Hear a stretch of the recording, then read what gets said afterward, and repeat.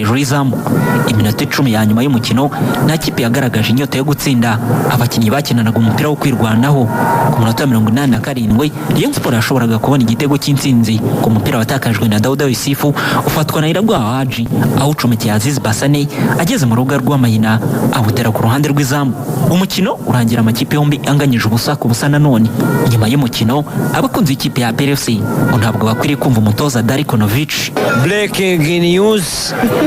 Rayon Sport bayigikombe bayigikombe kabisa nyine bayigikombe ariko biragoye kugitwara Dariko atozapere ntago muzi kabisa ntabwo nzi Darikonovic onda bari kumbwira iri n'izina ubu ntago nishimye kubera ko match ya mbere twaranganyije, match ya kabiri turanganyije.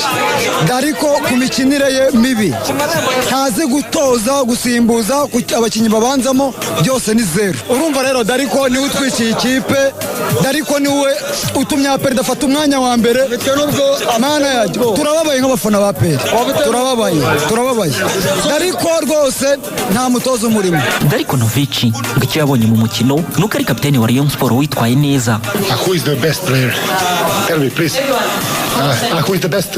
Ninde mukinnyi mwiza mumbwire n'ukuri. Ninde wari mwiza uyu munsi? Ntabwo nshaka kuvuga izina rimwe gusa. Navuga yuko bamyugaro bacu bakoze neza.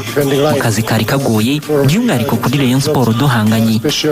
Yabonye imipira myinshi imiterekano ndetse n'amakosa menshi twabakoreraga kuko murabizi ko bafite abakinnyi barebare. Ntabwo byari byoroshye kubugarira. Bafite nimero 11 mwiza. Ntabwo nibuka izina rye.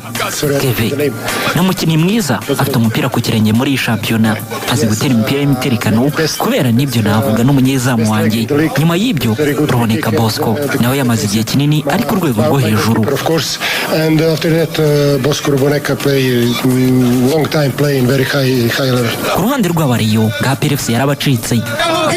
Niba ari ikintu kinshimishije n'iyi match aperi bari bihaye amanota 3 ntayo babonye. Icya kabiri kuva ku munota mbere kugera match ishoje ntibandushije kugira ngo aperi ntwara amanota.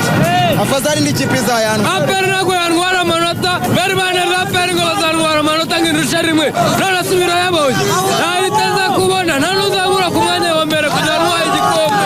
Robertinho watoje umukino nta mwongereza afite ngo bari bakuriye intsinzi kuri uyu mukino. C'est la deuxième fois qu'on a fait un match nul contre APR.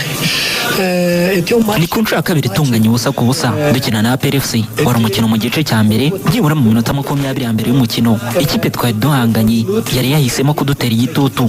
Ikipe yanjye nyuma y'iminota 20 twahinda uburyo twakinagamo butandukanye n'ubwa PFC yakinaga.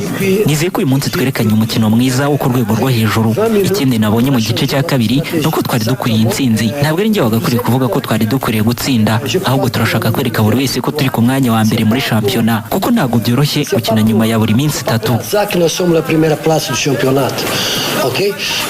C'est pas facile jouer à chaque 3 jours. Umunsi wa 20 kuri aya makipe yombi wasojwe Rayon Sport ikomeje kuba ku mwanya wa mbere n'amanota 43 ikabarusha ikipe ya PFC amanota 2 ifite 41. Umunsi wa 21 kuri aya makipe yombi uzakomeza tariki 14 ku isaha 12 Gasogi United yakira ikipe ya PFC. Ekipe ya Rayon Sport izakina tariki 15 z'ukwezi kwa gatatu izaba yakira ikipe ya AS Kigali ku isaha 9.